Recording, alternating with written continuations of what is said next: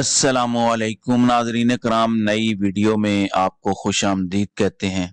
आज अदालती लिहाज से हफ्ता इख्तिताम पजीर हो जाएगा। आज हफ्ते का आखिरी दिन है और आखिरी दिन भी बहुत बड़ी खबर आने की तवक्को है, और वो बल्ले के निशान के हवाले से है। पाकिस्तान तहरीक इंसाफ को बल्ले का निशान मिलना है या नहीं मिलना।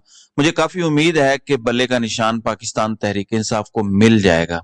अगर बल्ले का निशान ना मिला तो इसका मतलब है कि आउट ऑफ द बॉक्स कहीं जाके बहुत कोई गहरी किस्म की साजिश हो रही है, बहुत बड़ा खिलवाड़ आने वाले दिनों में होगा और पाकिस्तान में सियासी इस्तेकाम नाम की कोई चीज भी नजर नहीं आएगी। और पाकिस्तान तहरीक इंसाफ के बगैर अगर कोई इलेक्शन करवाए गए, बल्ले के बगैर इलेक्शन करवाए गए, तो इसका मतलब है कि वो इलेक्शन नहीं बल्कि धांधली, और सिर्फ धांधली के नतीजे में एक सिलेक्शन है जिसे कोई कबूल नहीं करेगा। बहरहाल आज का दिन बड़ा इंपॉर्टेंट है।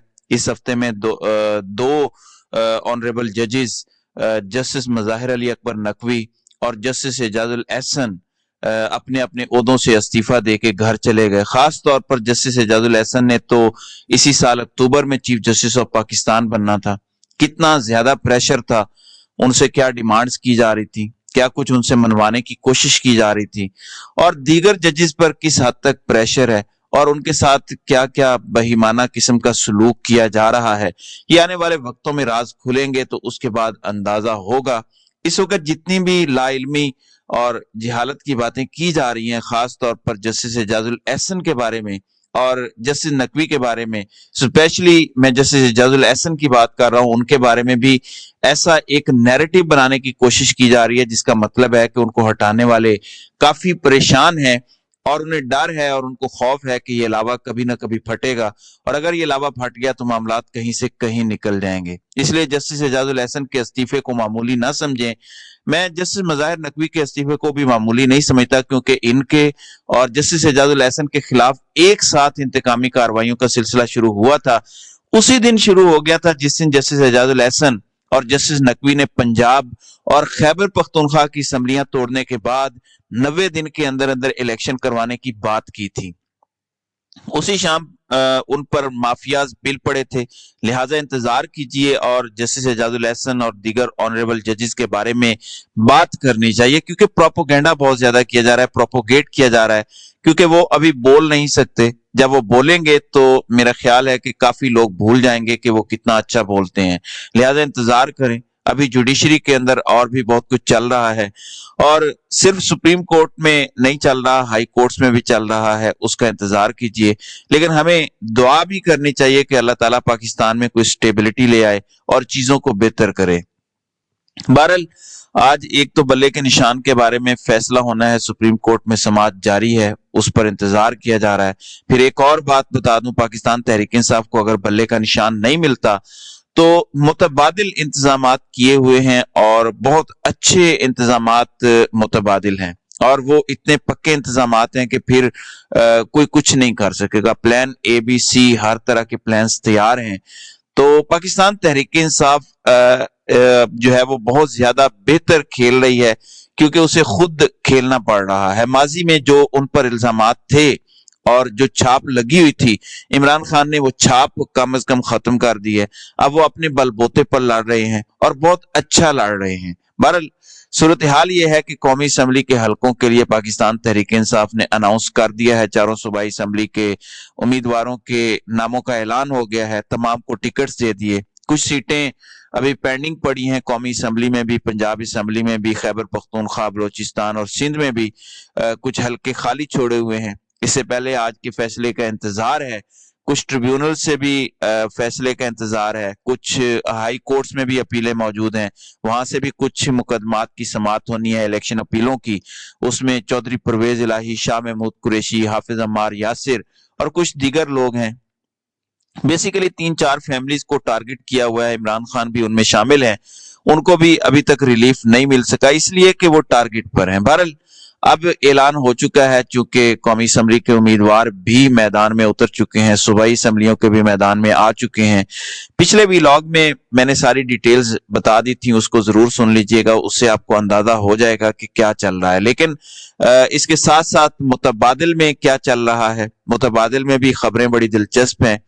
शेख रशीद के मुकाबले में टिकट्स दे दिए हैं, दोनों हलकों में दिए गए हैं। शेख रशीद का हलका पाकिस्तान तहरीक इंसाफ ने खाली नहीं छोड़ा और दोनों हलकों में उन्होंने अपने उम्मीदवार उतार दिए हैं। एक शहर रियाज को उतारा है एक हलके में और दूसरे हलके में सीमाबिया ताहिर को उतारा गया है। लिहाजा दोनों हलकों में जो है वो पीटीआई के उम्मीदवार मौजूद हैं। शेख रशीद और उनके भतीजे शेख राशिद ने ऐलान किया है कि वो हर सूरत कलम दवात पर इलेक्शन लड़ेंगे और उन्होंने कहा है कि हमने वफादारी निभाई, लिहाजा हम हर सूरत इलेक्शन लड़ेंगे, कलम दवात से लड़ेंगे। तो देखते हैं कि इमरान खान तक ये बात पहुंचती है या नहीं पहुंचती। इसी तरह से बहुत बड़ा इतराज मुख्तलिफ हलकों पर किया जा रहा है। रावलपिंडी डिवीजन में ही एक उम्मीदवार हैं जिन्होंने नून लीग का इंटरव्यू दिया था, लेकिन वो टिकट पाकिस्तान तहरीक इंसाफ का ले गए हैं। इसी तरह से बहावल नगर से खास तौर पर सोशल मीडिया पर आप देख रहे होंगे, इम्तियाज आलम गिलानी बड़े मशहूर और मारूफ जर्नलिस्ट हैं, सारी उम्र उनका पीपल्स पार्टी से ताल्लुक रहा, अभी भी पीपल्स पार्टी से उनका ताल्लुक है। उनके भाई मुमताज आलम गिलानी पाकिस्तान पीपल्स पार्टी के एमएनए रहे, मिनिस्टर रहे, ह्यूमन राइट्स के, इंसानी हुकूक के वजीर थे। सोशल मीडिया और डिजिटल मीडिया पे और पाकिस्तान तहरीक इंसाफ के अंदर जो ग्रुप्स हैं उनमें इम्तियाज गिलानी इस वक्त डिस्कस हो रहे हैं और बहुत ज्यादा डिस्कस हो रहे हैं। पता चलाया जा रहा है कि उनको टिकट किसने दिया है, क्योंकि पाकिस्तान तहरीक इंसाफ में शमूलियत भी उन्होंने कहीं नहीं की, किसी भी जगह पर, किसी भी फोरम पे। तो वो शमूलियत के बगैर पाकिस्तान तहरीक इंसाफ का टिकट बहावल नगर से ले उड़े हैं। तो बहुत ज्यादा बहस चल रही है, तो देखते हैं कि वो अपना टिकट बचा पाते हैं या नहीं, क्योंकि इमरान खान जेल में है, उन तक बात कैसे पहुंचेगी, कब पहुंचेगी, अभी तक कुछ कह नहीं सकते।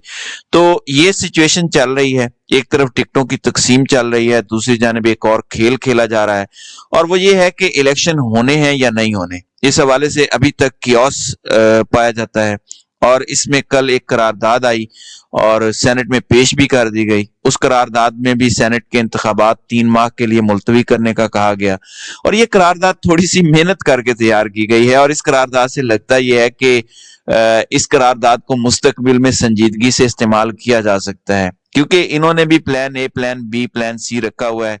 जैसे पाकिस्तान तहरीक इंसाफ ने प्लान बनाए हुए हैं, उसी तरीके से इलेक्शन मुलतवी करने वालों के पास भी प्लान्स हैं कि एक जगह से नाकामी हुई तो दूसरी जगह से हुई तो तीसरा तरीकाकार इख्तियार किया जाएगा।